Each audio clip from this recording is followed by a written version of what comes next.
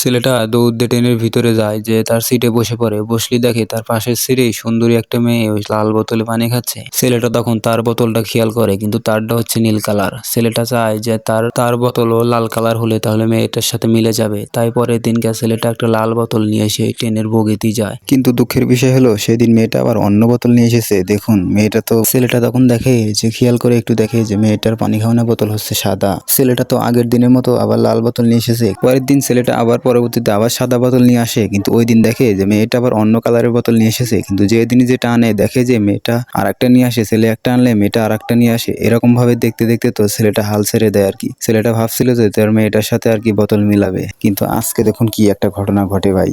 আজকে তো ছেলেটা একটু খেয়াল করে দেখে যে আজকে ছেলের বোতল আর মেয়েটার বোতল মিলে গেছে একদম। ছেলেটা এটা তো দেখে আজকে অনেক খুশি হয়ে যায় যে অনেকদিন পরে তাও আমি মিলাতে পেরেছি, অনেক কষ্ট করে হলেও। মেয়েটাও কিন্তু খুশি। ভাই ভিডিওটি কার কার ভালো লেগেছে একটু শেয়ার করে দিন।